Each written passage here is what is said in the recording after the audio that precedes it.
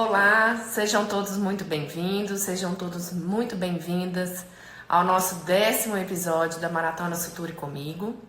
Hoje nós vamos falar um assunto super interessante, vamos falar sobre anestesia e como fazer uma boa anestesia, uma anestesia de qualidade, utilizando os recursos que a gente encontra nas unidades do SUS. Para a gente falar hoje sobre esse assunto tão bacana que é a anestesia, que eu tenho certeza que vocês vão poder aproveitar muito, com dúvidas aí, podem mandar nos comentários. Nós vamos convidar o Dr. Guilherme Antônio, que é anestesista, e ele tem várias dicas interessantes para nos dar, uma experiência muito grande na área. O Guilherme é muito preocupado com a evolução constante no conhecimento, então ele é um grande estudioso. E eu tenho certeza que vocês vão aproveitar muito essa live, que vai ser uma live muito bacana. Aproveitem, anotem, mandem suas dúvidas. E nós vamos ter essa live aí salva por 24 horas no Stories. E eu tô fazendo, à medida do possível, eu tô passando essas lives para o YouTube. Então, quem ainda não nos acompanha no YouTube, Suture com Patrícia Veloso, inscreva no canal, acenda lá a notificação, o sininho, que vocês, à medida que a gente for colocando os vídeos lá, vocês vão conseguir nos acompanhar, tá? Então, deixa eu convidar aqui o Guilherme. Isso. Eu tava comentando. Ei, Gui, tudo bem? Paty, tá Seja boa? muito bem-vindo. Eu tenho Obrigado. certeza que hoje vai ser uma live muito especial. As pessoas já estavam comentando comigo, eu quero ver a live que o Guilherme vai É. participar. O Guilherme é anestesista, um top, e a gente vai poder aproveitar muito.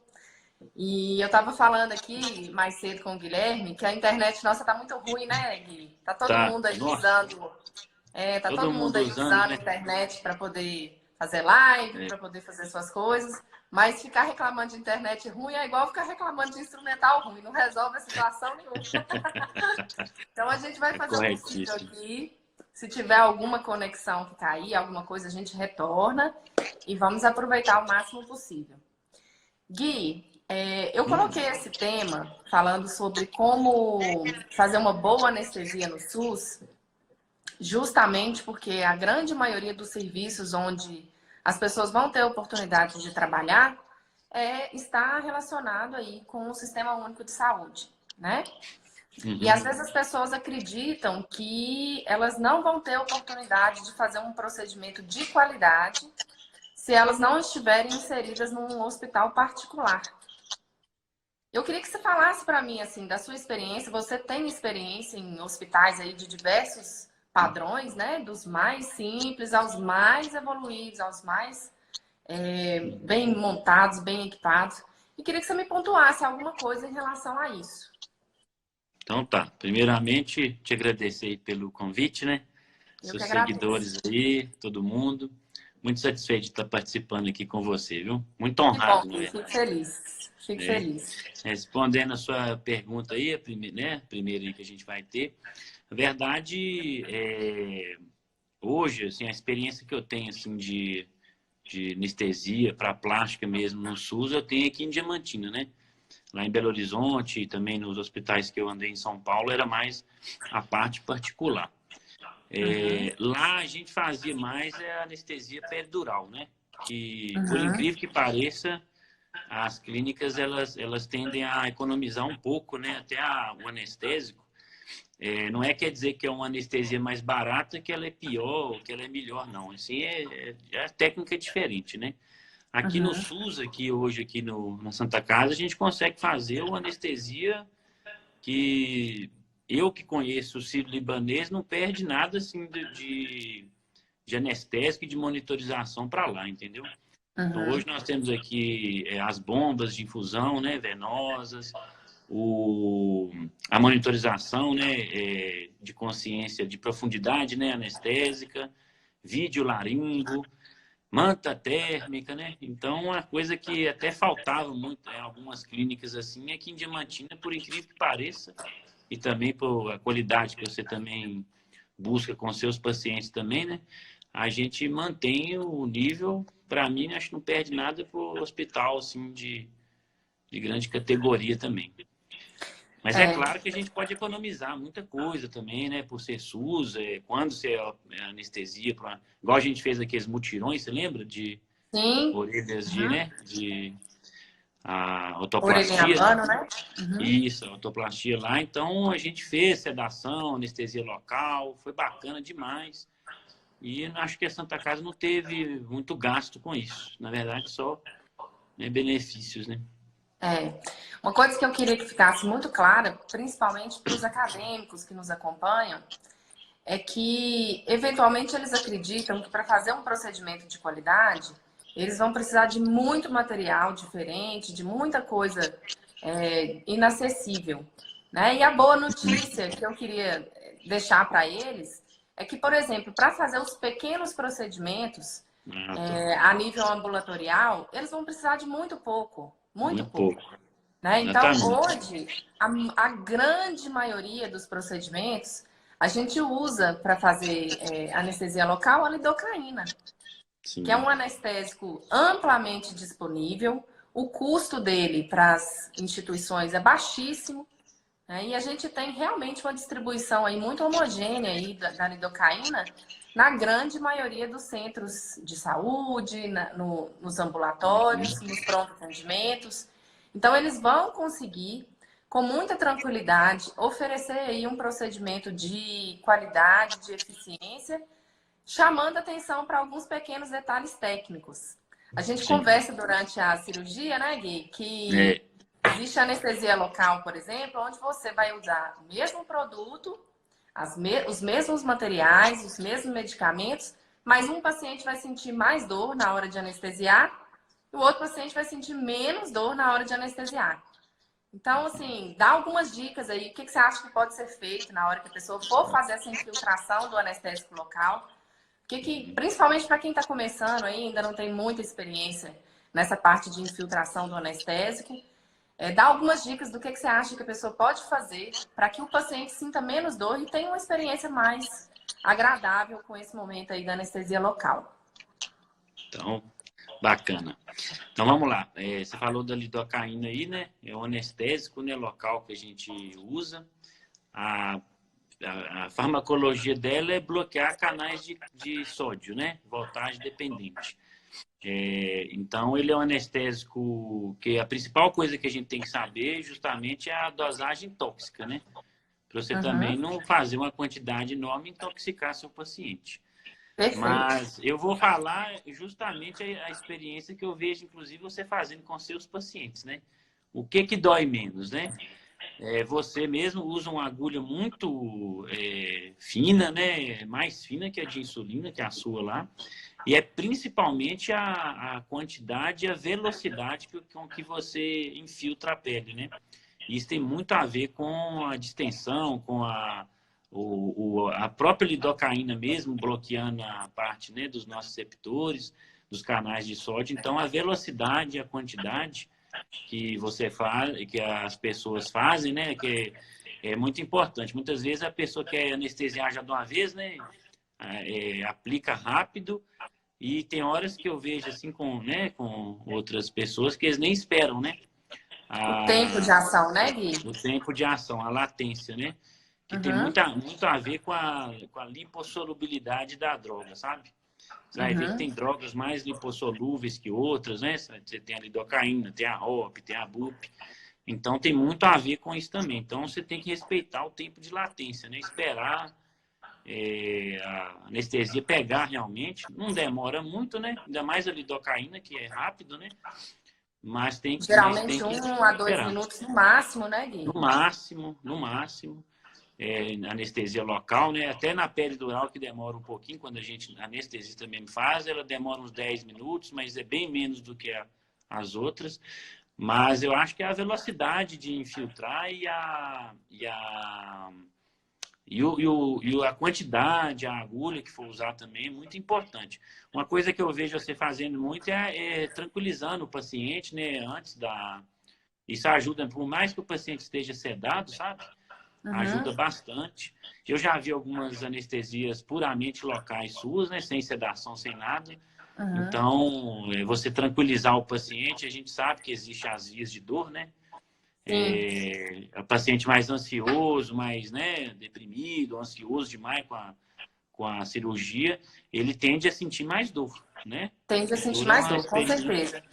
uma E experiência assim, é muito sensorial. comum, principalmente quando a gente começa a fazer os procedimentos, é muito comum que a gente também fique muito ansioso, né? É, Então, assim, é um momento que eu falo muito para as pessoas se prepararem com antecedência para esse momento, porque quando vocês forem realmente para a prática, já vai juntar que o paciente está nervoso, o paciente está sentindo dor, às vezes tem um acompanhante que está ali ansioso, querendo que faça rápido, querendo que não cause dor nenhuma, junta com a sua ansiedade. Então, assim, é um momento de ter calma, é um momento de explicar sempre para o paciente o passo a passo.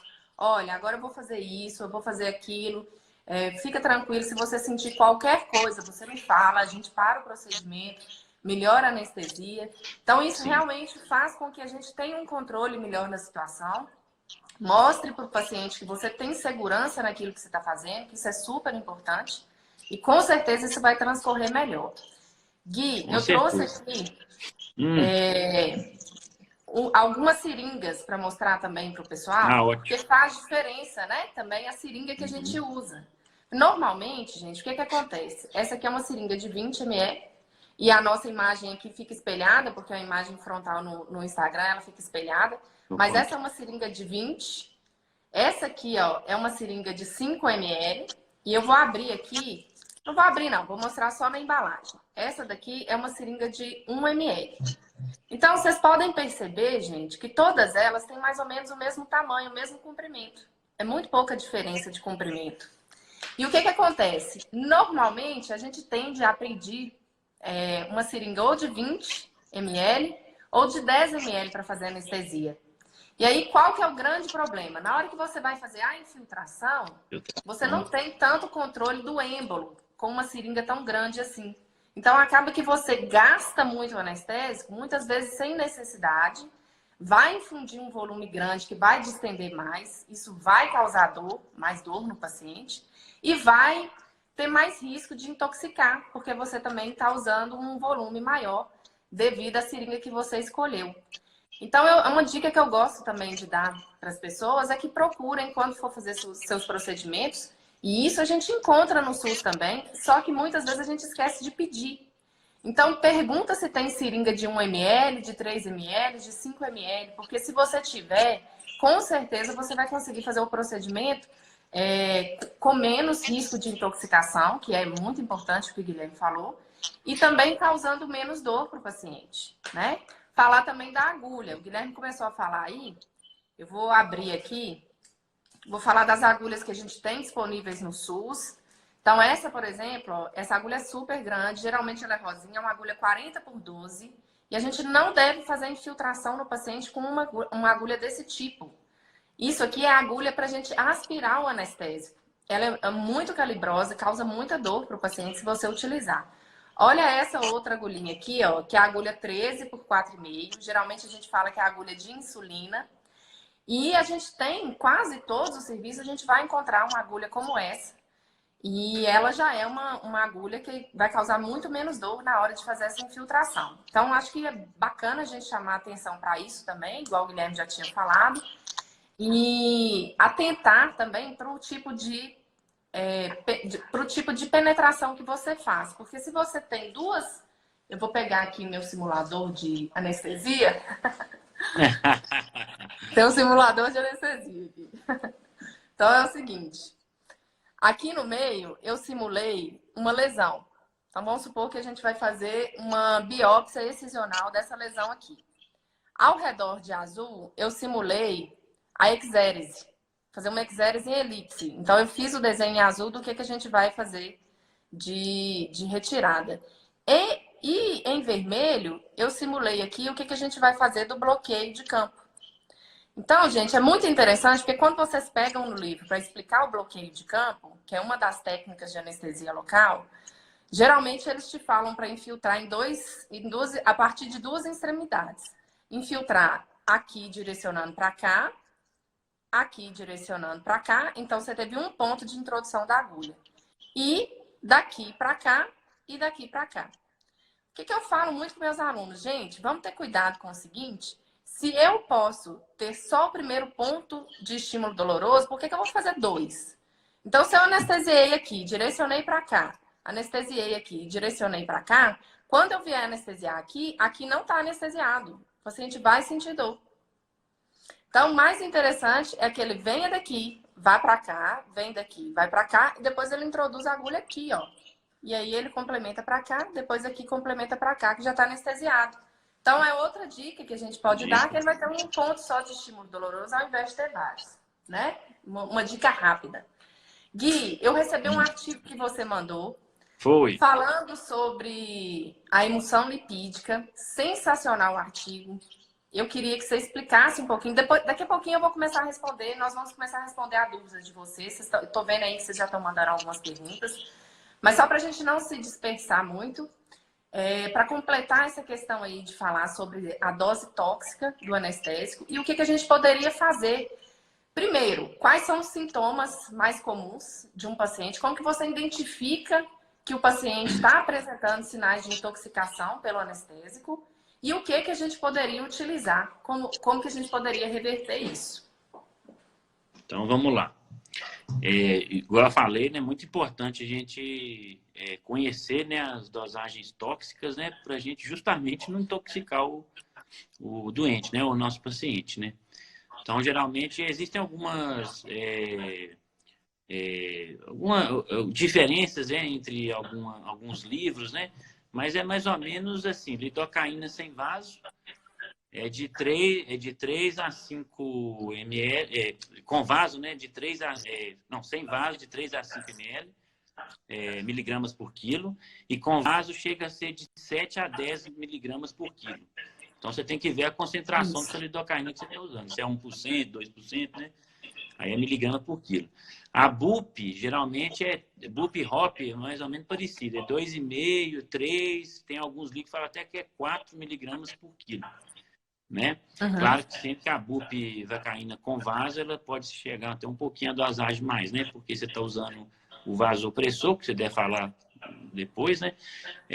Diminui a absorção, então a toxicidade fica menor, né? Sim. Outra coisa de conhecer também é ver se o paciente tem alguma doença, por exemplo, doença hepática, porque ele vai ter uma diminuição das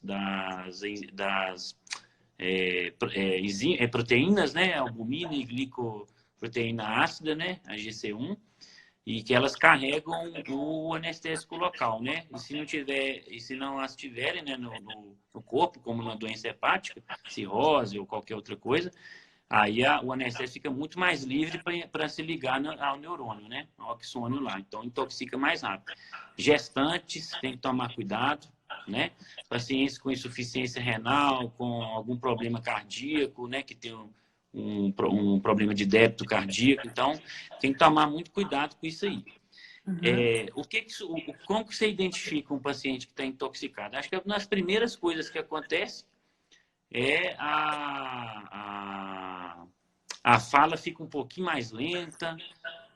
Eles falam que costuma ter um gosto metálico na língua. A língua começa a ficar com a ponta um pouquinho mais parecendo que ela está anestesiada, sabe? Formigando. Uhum. Aí depois vai aparecendo alguns sintomas como zumbido e como escotomas, né? Aqueles pontinhos pretos que a gente vê. Daí para frente, a gente, né, tem que, além, né, quando aparece isso, tem que tomar muito cuidado, porque vai começar a ter problemas mais do paciente poder ter uma convulsão, né? Pode Sim. ser que ele evolua para uma convulsão, aí você tem que tomar muito cuidado e também evoluindo mais assim para uma arritmia e parada cardíaca. Então, Perfeito. Eu costumo parafrasear Paracelsus, né? Que a diferença entre um remédio e um veneno é a dose, né? Perfeito. Você tem que saber isso aí. E o artigo traz, na verdade, uma forma, acho que foi lá em 2016, eu não lembro mais ou menos, eu não sei nem quando que eu te mandei esse artigo, mas ele fala que é como se fosse um antídoto, né? Na verdade, eu até gostaria que, né, fosse mais um reversor.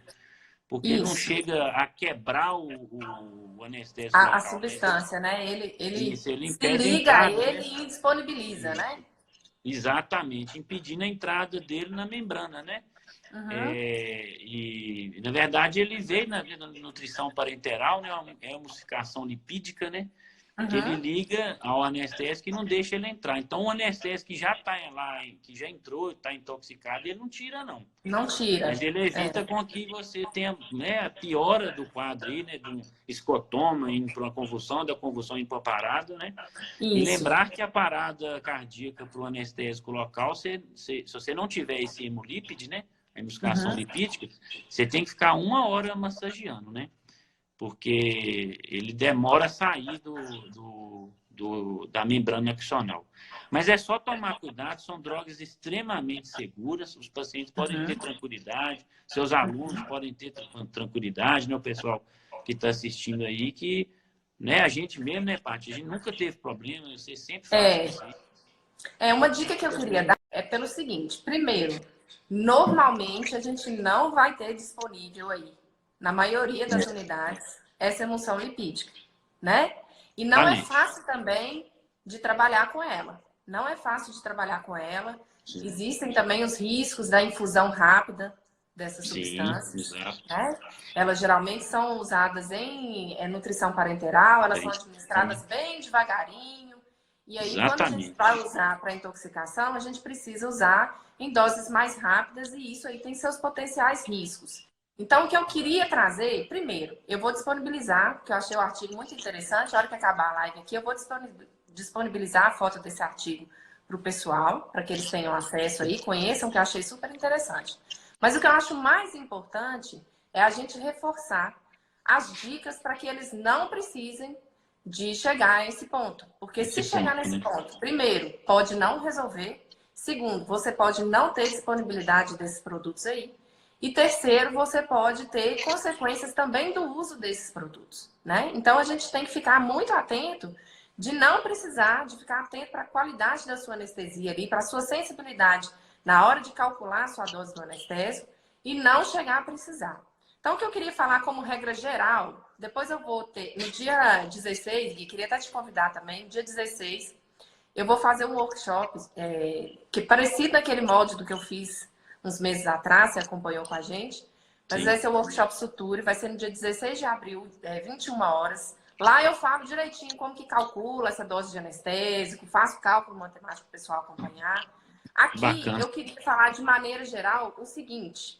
Vou mostrar aqui para o pessoal, deixa eu ver se a gente consegue um foco bom aqui, ó. Aqui Aí é a deu. lidocaína com vasoconstritor, tá? Na concentração de 2%. Eu queria só falar para o pessoal o seguinte, gente. Nós temos 20 ml nesse frasco. Se você tem um adulto que pesa a partir de 70 quilos, considere como dose segura um frasco como esse. De maneira geral, é o que você vai poder usar, tá? Então, assim, nunca pense em usar o máximo. Se programe para usar o mínimo possível pelos vários motivos que a gente já falou aqui. Primeiro, de não provocar mais dor. Segundo, de não chegar a ter risco da toxicidade, né? E a gente também economizar, por que não? Então, tem que pensar tudo isso. Para uma criança, um resumo que eu fiz do cálculo dessa dose é você pega o peso da criança e divide por 4. Então, por exemplo, você pegou uma criança que tem 10 quilos, aí você divide por 4, você pode usar até 2,5 ml. Aí as pessoas falam comigo assim, nossa, Patrícia, mas 2,5 ml para anestesiar uma ferida pode ser muito pouco. Realmente, dependendo do tamanho da ferida, pode ser muito pouco. E aí, o que a gente pode dar de dica para que essas pessoas façam uma anestesia agradável, façam uma anestesia eficiente, utilizando uma dose baixa como essa, de 2,5. Então, primeira dica, avalia, gente, o tamanho dessa Da extensão e a ferida. complexidade dela. Porque muitas vezes a gente se mete numa enrascada, que é anestesiar com anestesia local aquilo que não é passível de ser anestesiado só com anestesia local. Então, assim, se for uma ferida extensa, se for uma ferida complexa, primeiro, vê se é para você fazer, vê se é para o médico generalista fazer, se tem que ser um especialista, se tem que ser o cirurgião geral, se tem que ser um cirurgião plástico, enfim. Primeiro é avaliar a complexidade para ver se não tem que pedir ajuda de um colega. Segundo é ver se você pode, com anestesia, com aquela quantidade de anestesia que você vai ter disponível, fazer o procedimento. Se você achar que não vai dar, que é complexo, que é grande, aí que você vai pedir, vai ter que levar esse paciente para um lugar onde você vai ter recurso de um bloco cirúrgico, né, Guilherme?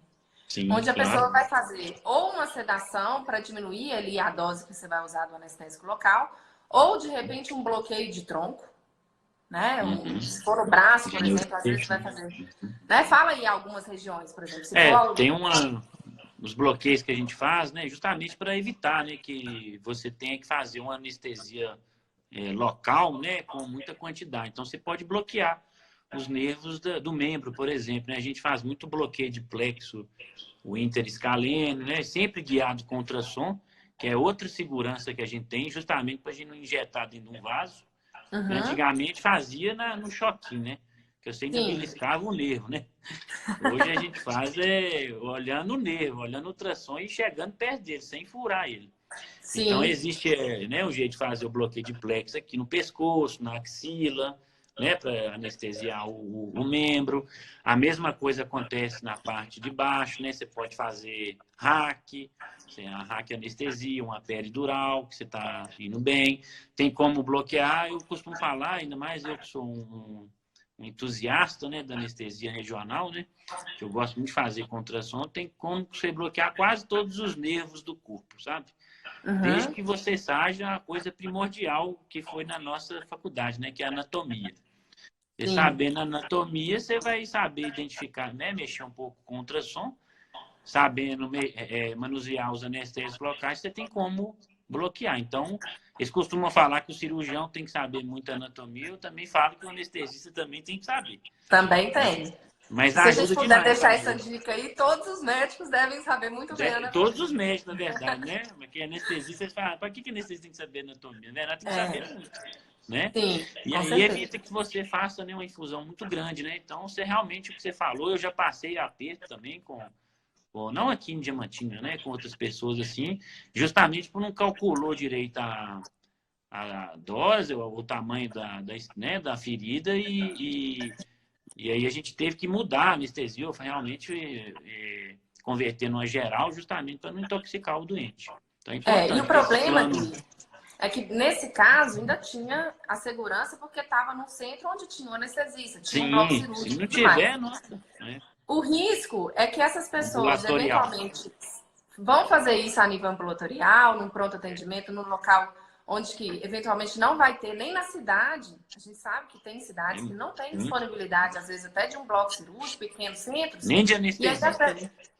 E nem de anestesista. Então, você vai fazer um procedimento como esse, vai passar aperto e vai colocar seu paciente em risco. Sim. Então, quando você achar que for precisar, que é uma ferida extensa, que você vai precisar de uma dose maior de anestésico, que vai precisar também de ter um trabalho maior, às vezes é preferível você fazer esse encaminhamento, buscar, né, fazer os cuidados iniciais de limpeza, um curativo, uma analgesia para o paciente, e aí você encaminha esse paciente para um centro mais próximo, onde você possa dar continuidade com segurança aí para esse procedimento, né? Com certeza.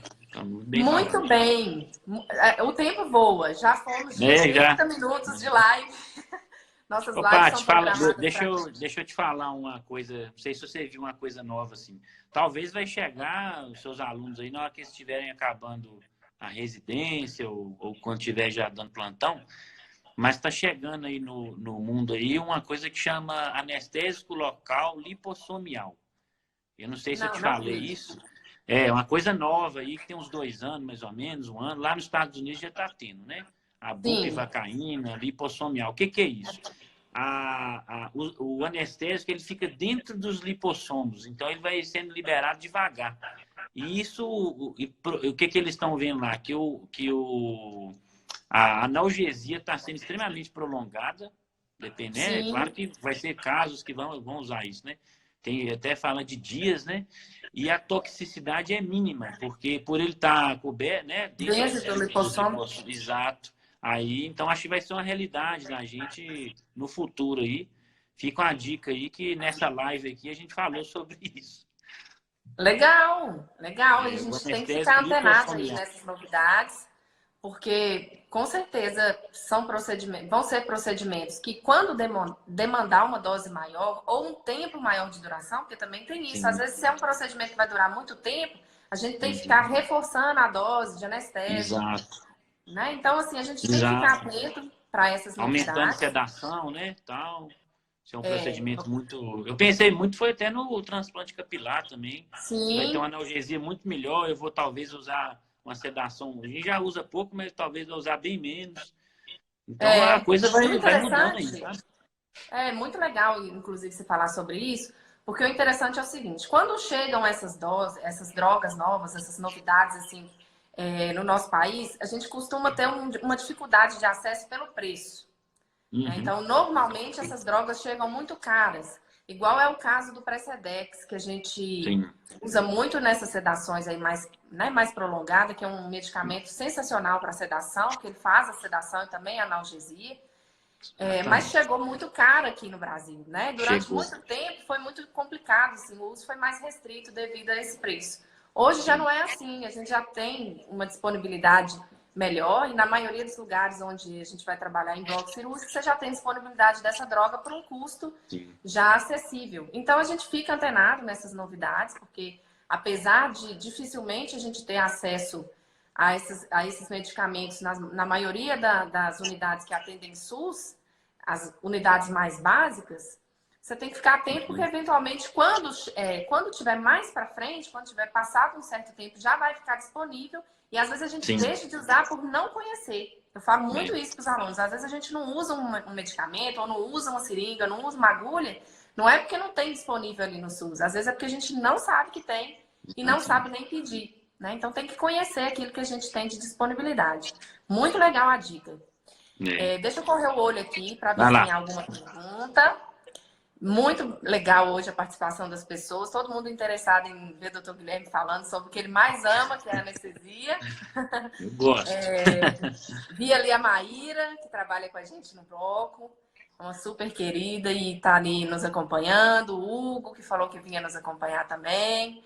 O Hugo perguntou da agulha aí, né? De ponta de lápis. Não É vi a isso? pergunta dele ainda. Deixa eu achar aqui. Achei pra você ver. Talvez tenha uma Agulha antes, né? hack, ponta de lápis, Isso. disponível para o SUS? Qual a diferença dessas pontas? Fala um pouquinho pra Isso. gente, Guilherme.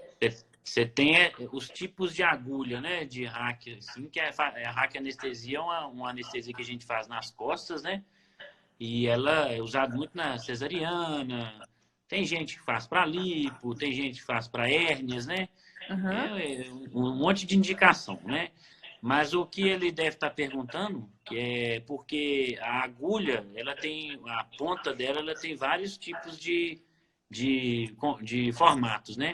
O que a Uhum. gente mais usa é o formato cortante, né? Que é a de Quink. Essa que ele está perguntando, que é de Witacre, né? Ou a ponta de lápis, né? Eles têm os trabalhos, alguns trabalhos mostram que você tem menos cefaleia, né? Dor de cabeça com esse tipo de agulha. E já que a cortante, né? Como você vai cortar, né? Vai entrar cortando, você tem um pouquinho mais. Mas a verdade é que eu lembro de uma aula de um professor meu, o PC. Se ele estiver vendo aí, um abração para ele.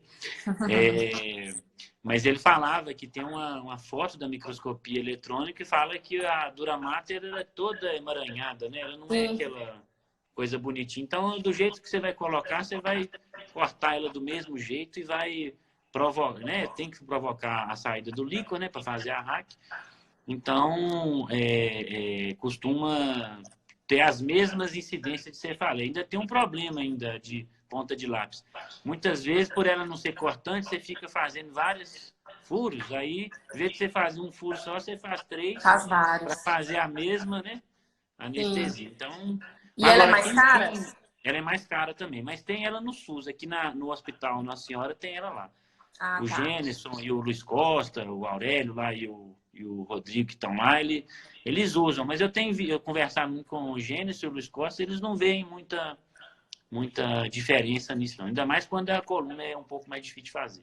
Sim. E aí, eu acho que uma outra dica em relação a isso, eu não faço esse tipo de bloqueio, mas eu acho que para deixar para os alunos aí uma dica, é que é muito bom, gente, a gente conhecer os diversos materiais, mas você tentar trabalhar com aqueles que você se sente mais seguro, com aqueles que você se sente mais confortável. Porque isso também tem a ver com a qualidade do procedimento que você vai fazer e com o índice de complicações. Quanto mais conhecimento e praticidade você tiver com aquele tipo de material, menos complicação você vai ter. Claro, se tiver um material novo, que não está dentro da sua rotina e que proporciona uma melhora muito grande do índice de complicações, você tem que se readaptar, tem que refazer seu treinamento, tem que se adaptar a ele, né? Com certeza. Muito bem. Deixa eu ver mais alguma coisa. A Márcia pergunta sobre pressão arterial. Eu não sei se eu perdi o restante da pergunta. A Márcia perguntou aqui. Será que porque sangra mais? Não sei. Eu acho que talvez eu tenha perdido o início da pergunta. Se você quiser mandar de novo, Márcia, talvez tenha vindo metade só da pergunta. A Roberta está aqui, ó. Boa tarde. O furo para o choquinho não se usa mais? Era um problema? Não. Graças a Deus, não. Eu, pelo menos, não uso, né? Aí, Roberta, deixa eu te falar. Pode ser que em vários centros os anestesistas vão acabar fazendo porque não tem a disponibilidade do ultrassom. Apesar de estar aumentando, assim, numa velocidade, graças a Deus, muito rápida, o uso do ultrassom na anestesia, né, Guilherme? Mas, infelizmente, não vai ser todo local que tem essa disponibilidade. Então, nos locais onde você não tem essa disponibilidade do ultrassom, aí você tem que fazer o teste, realmente, para saber se você está ali na periferia do nervo, para fazer a infiltração, né? E aí a forma é isso. A hora que você toca o nervo, o paciente sente um choquinho. Mas, se você puder não utilizar dessa forma, é muito melhor para o paciente, tanto em termos de conforto quanto de segurança. E quando for utilizar isso, Paty, não fazer com a agulha cortante. Você tentar fazer com a agulha um pouquinho mais romba, né? Como você vai tocar no nervo, pra você não furar o nervo, né? Sim, perfeito, perfeito. Aí ela também pergunta, a Roberta também pergunta, essa BUP lipossômica é a nova BUP? Se não, o que é a nova BUP? E qual a diferença para a antiga? A Levobup inclusive, é uma bupivacaína brasileira, né? Que é um composto levógeno, né? Ou seja, que tem menos incidência de efeitos colaterais, mais segura, né? Do que a bupivacaína. Ela dura um pouquinho menos do que a BUP. A gente faz muito para bloqueio de peridural em grávida, né? Que quer ter parto normal, né? Bloqueio de plexo também a gente faz, porque ela é muito menos cardiotóxica e neurotóxica do que a bupivacaína. Mas ela é diferente da bupivacaína lipossomial. Eu não sei se tem uma figura, se dá para ver uma figura aqui. Eu acho que não vai dar, não. Vamos tentar. Às vezes, dependendo de como você aproximar aí do computador. Deixa eu aproximar aqui. O problema é que tem uma luz aqui no meio do... Na próxima nós vamos fazer com slide, né, Paty? Vamos. Inclusive... Então é mais ou menos aqui assim, ó. Tá vendo? Deu para ver, sim. Deu? Deu. O anestésico ele fica em volta do lipossomo, né? Então ele vai liberando devagarzinho a quantidade. Por isso que ele dura mais tempo e dura também e é mais seguro, né? Então é diferente da BUP normal aí. O FDA até aprovou. Né? Lá nos Estados Unidos está... Eu não sei se a Roberta talvez entendeu que a Levobup, que a gente chama também de nova BUP, seja a mesma aí dessa lipossomial.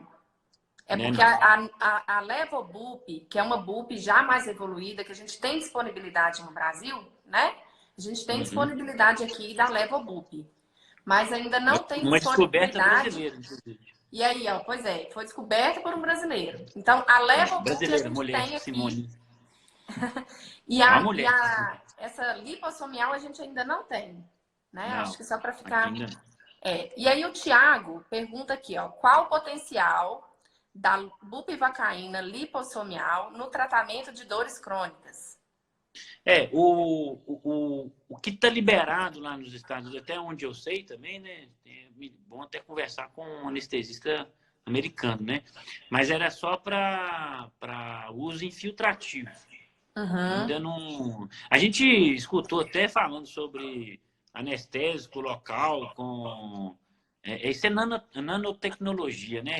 É marcado com magnetismo para você pôr um ímã e você poder bloquear só a perna, o pé, né? Por exemplo. Né? Que aí o anestésico local vai todo para lá. Mas o uso que ele está liberado é mesmo só para coisa infiltrativa. Vamos infiltrar o joelho, vamos infiltrar o cotovelo.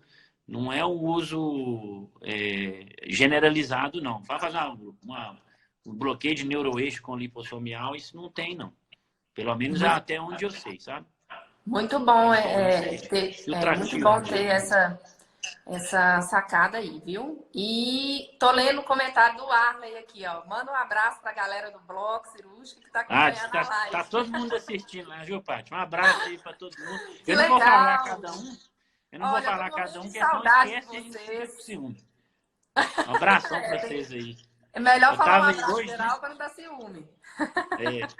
Mandar só para o Arley, eles vão ficar com ciúmes, né? Tem que mandar para Maíra, Miliane, um monte de gente aí, né? Isso. Aqui, eu queria falar que eu tô assim, morrendo de saudade de trabalhar, porque realmente o Guilherme ainda tem ido lá, que as cirurgias de urgência, elas continuam acontecendo, mas as cirurgias eletivas, elas estão suspensas por enquanto. Então, eu, por exemplo, não estou operando esses dias, tô com a mão até coçando, de tanta vontade. Já estou com síndrome de abstinência. É muito mais difícil parar de operar do que de fumar, com certeza. Estou aguentando mais. Olha, o Vitor pergunta aqui: paciente já em pseudoanalgesia continua com midazolam mais fentanil? Paciente, deixa eu ver aqui. Paciente já em pseudoanalgesia continua com midazolam e fentanil. Depende da sedação, né? Que ele tá querendo saber. Não entendi muito bem a pergunta, mas... ele continuou aí, ó. Precisa de anestesia local para central.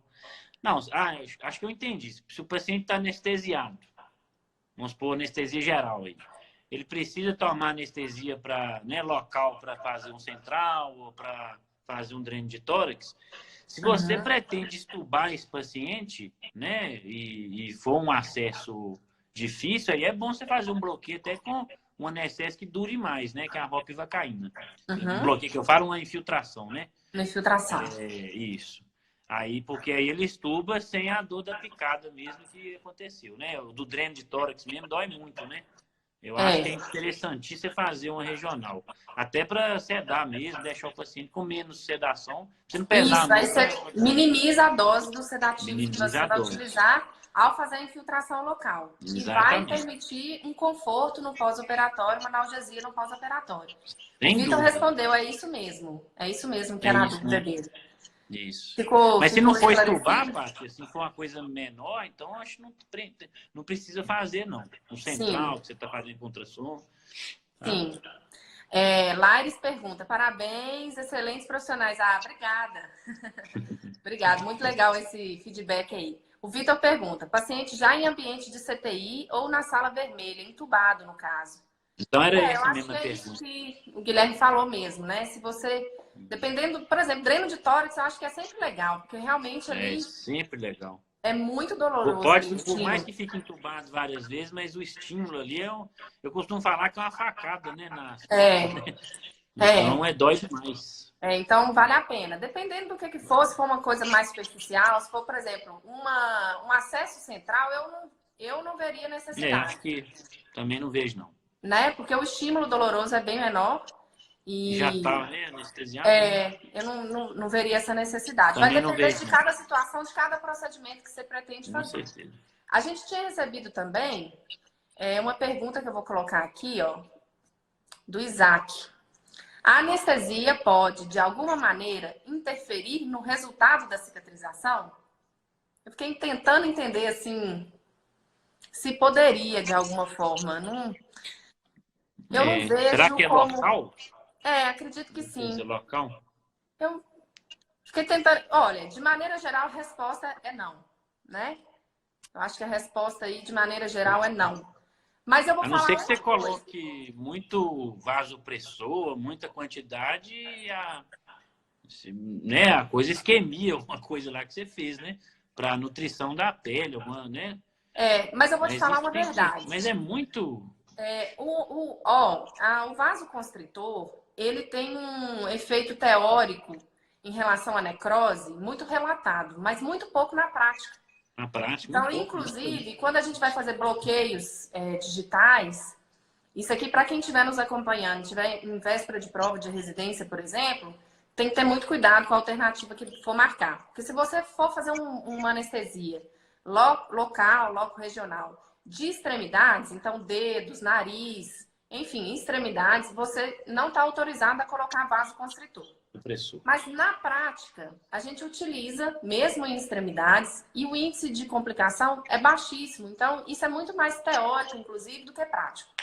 Mas para fins de prova de residência, você tem que responder que sim, que é inadequado utilizar. Tá? Agora, para fins de prática, não é inadequado, não. Você, inclusive, tem a vantagem de poder usar uma dose maior, porque ao fazer a vasoconstrição local, esse anestésico vai menos para dentro do vaso sanguíneo, né? E tem uma outra vantagem que é de durar mais tempo essa anestesia, também por não ser eliminado tão rapidamente.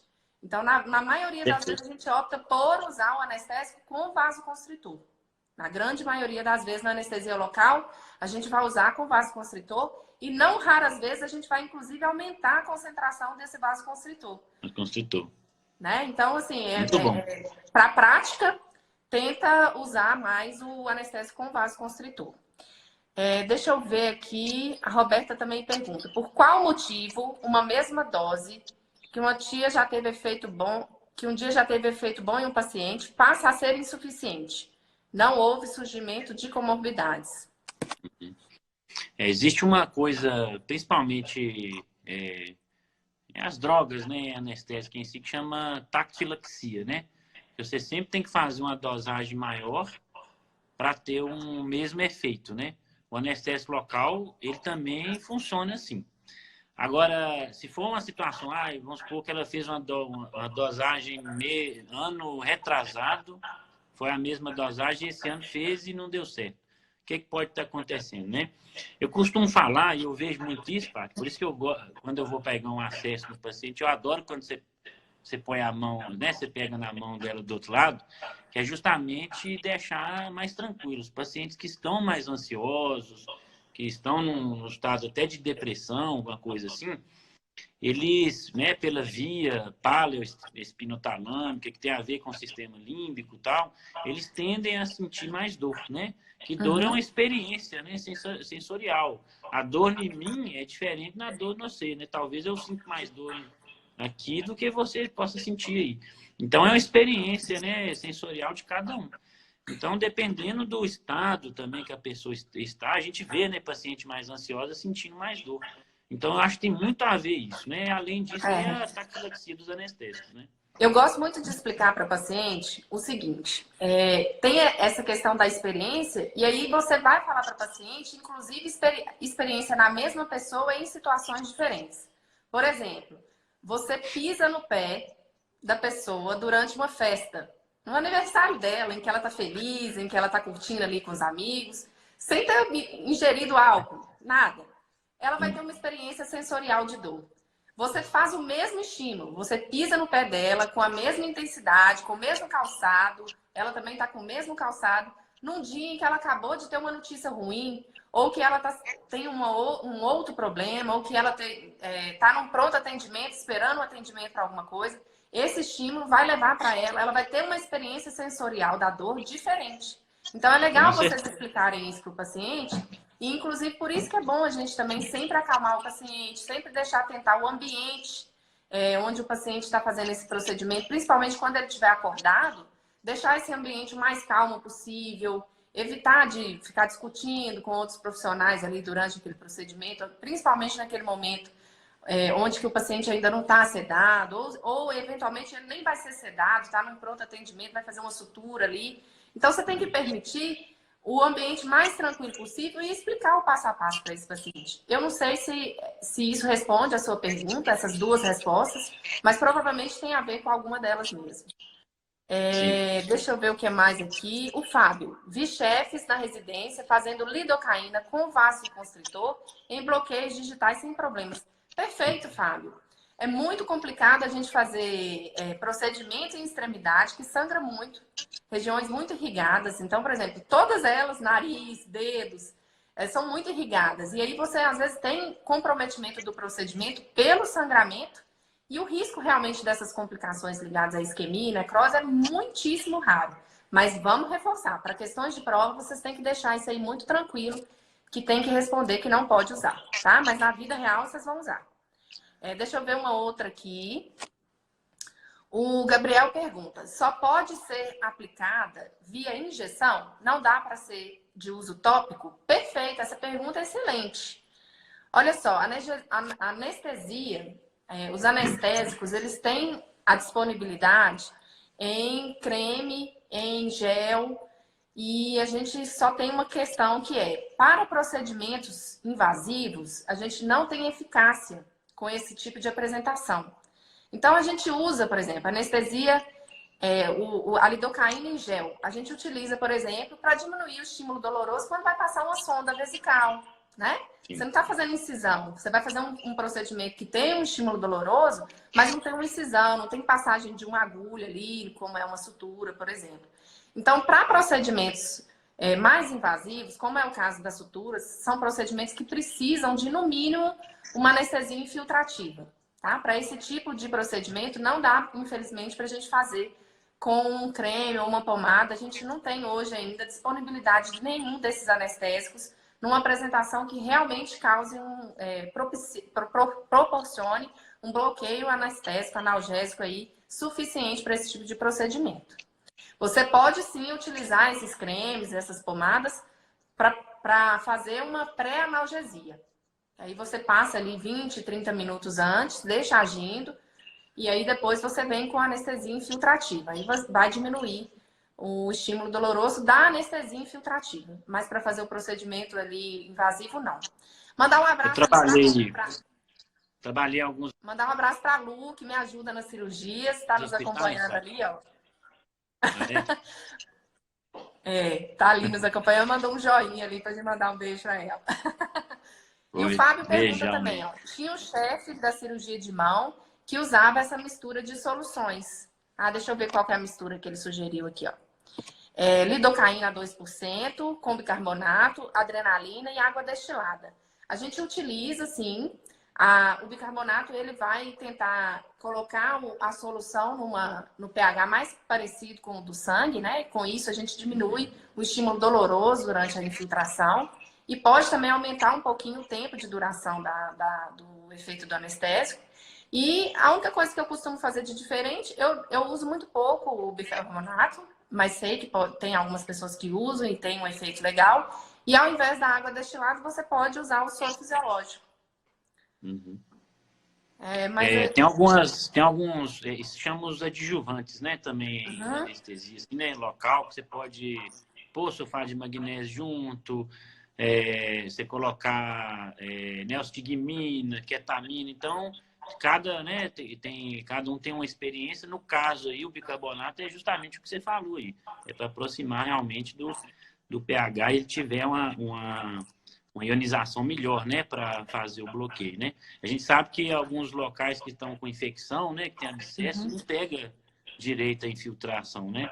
Justamente pelo pH que fica muito, né, muito ácido, pH né? mais baixo, e isso aí dificulta. Mais baixo, muito ácido. Respondendo aquela pergunta lá também, Paty, existe também a anestesia inalatória para criança, né, que a gente faz, que não é só de injeção, ela é um gás que a gente faz, a criança dorme, a gente vai lá e pega uma veiazinha sem ela sentir nada.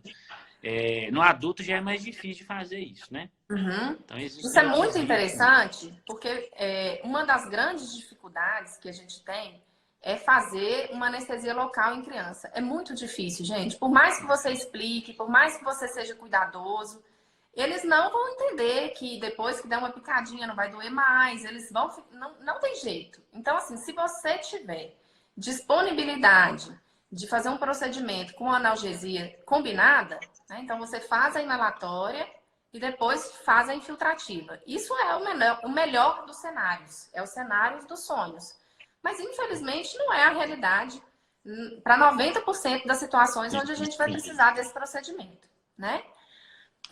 A Maíra pergunta, nós já daqui a pouco o próprio Instagram finaliza a live, porque agora o live mais de 1 hora eles estão proibindo. Tá proibido. Tá proibido. Então, enquanto isso, se você tiver com disponibilidade aí, Guilherme, a gente vai terminando de responder, tá? Então, vamos continuar, porque o pessoal tá empolgado aqui, ninguém quer deixar a gente embora, não. A Maíra pergunta, a anestesia peridural pode ser usada para prótese mamária? Fala a sua resposta que eu falo a minha. Tá. Então, ela pode ser utilizada sim, né? Não está errado fazer e também não está errado deixar de fazer, não. Eu, por exemplo, eu tenho uma cirurgiã que infiltra muito bem, né? Então, ela facilita demais a minha anestesia. A gente consegue fazer os procedimentos lá com sedação e ela infiltrando de forma perfeita, que os pacientes sentem muito pouca dor, inclusive no pós-operatório. E a gente tem uma segurança muito boa. Mas ela pode ser feita também com a peridural. Maíra, vou te dar a minha versão agora da resposta, que é o seguinte. É muito, muito, muito comum fazer a prótese mamária com a peridural e a sedação. Isso eu acho que, vamos colocar aqui, pelo menos 50%, acredito, das pessoas optem por isso. Uhum. Tem as vantagens que você não vai precisar de fazer uma infiltração com anestésico na loja mamária, com a mesma quantidade de anestésico ali na loja mamária, que não é fácil de fazer essa infiltração, realmente. A gente precisa de usar uns dispositivos, precisa de usar umas cânulas para conseguir infiltrar no polo superior. Tem que saber se está no plano certo. Enfim, não é fácil, é arriscado, porque pode ter, se você tiver uma perfuração ali, você pode ter um pneumotórax, enfim, tem seus riscos, né? Eu acho que tem muito a ver com aquela questão que eu falei, da experiência, tanto do cirurgião quanto do anestesista, tem que ter uma sincronização aí dessa experiência. Eu sou um pouco receosa com a peridural, porque ela também tem seus potenciais riscos, né? Então, assim, a peridural, se tiver eventualmente a perfuração da membrana, você pode ter... Inadvertida da dura mater, né? Pode ter uma cefaleia, uma dor de cabeça excruciante, né? Que é incapacitante. Eu já passei por essa experiência, eu fiz a minha prótese com...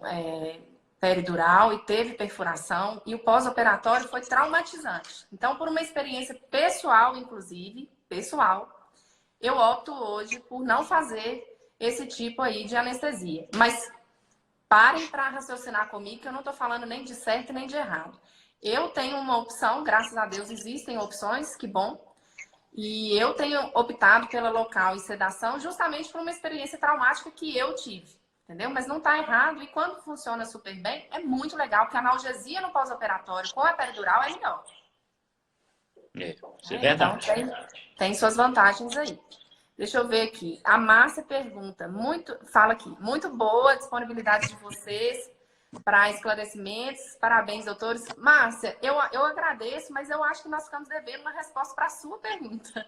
Que a gente não entendeu muito bem sua pergunta. Se você puder colocar de novo a sua pergunta que você começou a falar lá em cima, a gente finaliza com ela aqui.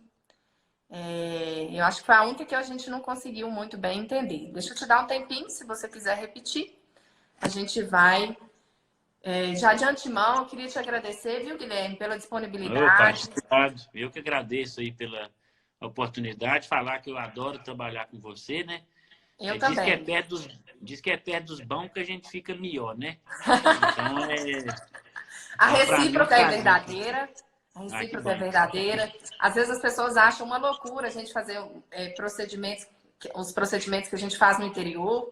Deixar muito claro que a gente só faz porque a gente tem segurança, tanto na instituição, nos equipamentos que a gente tem disponíveis, na equipe, que com certeza faz toda a diferença, né? E o suporte que a gente tem de ter um CTI ali na retaguarda, apesar de, graças a Deus, a gente nunca ter precisado, mas com certeza a gente só faz. Eu só estou aqui em Diamantina hoje fazendo todos os procedimentos que a gente faz por causa desse aparato que é físico e é humano. E eu só tenho a te agradecer aí por esse suporte, essa tranquilidade que você me dá ao fazer essa anestesia de tanta qualidade. Obrigado. Sérgio tá aí, ó. O maridão tá aí falando que foi top. E ele é Fala, crítico. Serginho. Você falou que foi top, é porque foi mesmo. É, tá O vendo? Fábio tá aí agradecendo também. Muito obrigado. Hugo, aguardando a próxima. Vamos agendar, viu? Eu quero agendar com o Guilherme um formato diferente de live, onde a gente possa fazer uma apresentação legal de slides, possa ser uma aula mais Isso. técnica. E a gente vai. Eu vou convidar aqui o Guilherme de novo, só para a gente encerrar, para não ficar aqui no ar essa finalização da live. Mas realmente foi 1 hora certinha de live. Normalmente eu tenho feito minhas lives com 40 minutos de duração por 2 motivos. Primeiro, porque normalmente as pessoas ficam cansadas e se a gente faz mais tempo aí fica cansativo. E segundo, por causa desse bloqueio realmente que o próprio Instagram tá fazendo. Eu não tô conseguindo tocar aqui para o Guilherme entrar. Deixa eu tentar de novo aqui. Eu fiquei chateada que eu não consegui entender a pergunta da Márcia. Se a Márcia conseguir entrar para falar conosco a pergunta, vamos lá, pronto, agora vem. A Márcia não entrou, né? Eu queria muito que a Márcia repetisse a pergunta dela. Se ela estiver por aí. Voltamos, Gui. É impressionante.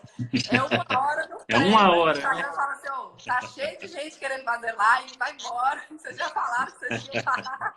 Tá ótimo. Mas aí, a Márcia voltou. Márcia, repete pra gente, por favor, porque eu tô aqui chateada que eu não consegui entender a sua pergunta e a gente não te respondeu. Então, repete pra gente, por favor. Talvez a gente respondeu com outra dúvida aí e resolveu. Dá um ok aí, só pra gente encerrar tranquilo, que a gente não deixou para trás aí uma dúvida importante, bacana. Ela não Mas quer foi bom demais, falar viu, mais. Paty? Hã? Foi bom demais. Aí acho que deu pra gente Foi falar ótimo. muita coisa, né? Foi Sempre um muito legal. prazer. Realmente, Vamos fazer mais vezes. vamos fazer. É muito legal esse formato também, com mais de uma pessoa, porque acaba que contribui, né? O conhecimento de um Sim. contribui com o outro. E melhora esse bate-bola das perguntas aí. Acho que fica mais dinâmico. Quando a gente tem um convidado, fica mais dinâmico. Bom, a Maíra está aí parabenizando pela live. Obrigado, Maíra. Você está sempre aí conosco nas lives, né? Além de já nos acompanhar no bloco, cuidar com tanto carinho aí dos Frequentador nossos assíduo. pacientes. Ah, tá. A Márcia falou lá. Bom, agora eu vou ficar tranquila. Ela está falando pós-procedimentos de estética. Tá. O que você quer saber? Pós-procedimentos de estética. Vamos lá. Se tem alguma. Por que a queda. Ah, tá. Por que a queda da pressão pós-procedimentos de estética? Fala aí, Gui. Pode falar? Pode. Será que ela está perguntando estética como assim? Será que é Deve ser as plásticas. Deve as ser. plásticas lá no bloco, por exemplo, né? Eu imagino que né? sim. Se não for, Márcia, você nos fala. Mas imagino que Tá. ela deve estar falando a hipotensão pós-cirurgia plástica e estética. Uma das cirurgias que podem mais dar hipotensão assim, né, que a gente tem que ficar muito atento é a lipo, né? Porque você tira bastante células, né, tecido ali que é do corpo, né? E aí você tem que repor. E muitas vezes a melhor reposição que tem de líquido que uma pessoa pode ter é por via oral, né? Só que como ela está anestesiada, não vai ter como eu dar água para ela dormindo, né? Então a gente faz a infusão de soro, né? Soro fisiológico, ringue lactato. Mas eles também têm um tempo que eles ficam dentro do vaso, né? Que é 2 horas, 3 horas no máximo. E aí tem algumas cirurgias, né? Que é lipo, tem mais coisas assim que demoram mais tempo. Então, quando chega no quarto, pode ser que tenha um pouco de hipotensão, ainda mais pela posição de ficar deitado, né? Posição em decúbito, né? Na hora que levanta, tem uma queda de pressão, aí a pessoa fica meio tonta e fica, né? Como se tivesse mais com zonzeira, né? Mesmo assim, e pode provocar, é provocado por essa queda de pressão. Então, talvez seja isso, né? Abdominoplastia, principalmente quando é associada com lipo, ainda tem uma segunda questão que é o seguinte: existe um estudo que fala uma coisa muito interessante, que a cada centímetro cúbico que você tira de pele, de tecido, você perde 1 ml de sangue. Então, quanto mais tecido sair, quanto mais pele sair ali na abdominoplastia, você já tem mais perda ali sanguínea.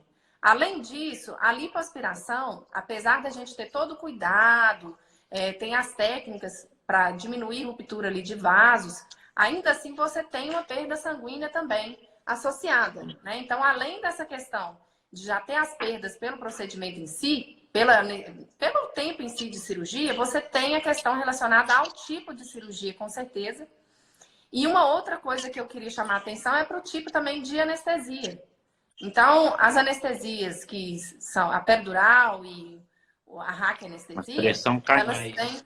elas têm essa chance de ter uma maior queda da pressão, por ter um bloqueio ali do eixo, que tem tudo a ver com a regulação também. Isso. O simpático, ele faz parte importante da regulação da pressão, e ao bloquear esses nervos ali na peridural ou na raquianestesia, você perde um pouco ali da ação do simpático, tem mais chance de ter hipotensão no pós-operatório.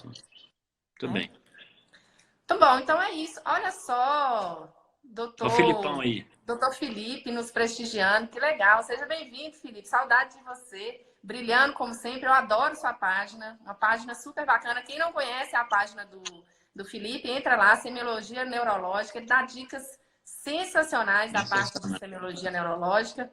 E é uma página que eu gosto demais. O Sérgio outro dia estava elogiando, viu, Felipe, sua página. Continua lá que a gente adora. Também gosto muito. Então é isso. Gente, então muito obrigado. Vamos encerrar por aqui. Eu agradeço de verdade a participação e nós vamos aí, com certeza, marcar uma próxima live com o Dr. Guilherme, que foi top, e eu tenho certeza que a próxima vai ser ainda mais. Um abração, fiquem com Deus e tchau, até a gente. próxima, Obrigado. se Deus quiser. Viu? Tchau, tchau.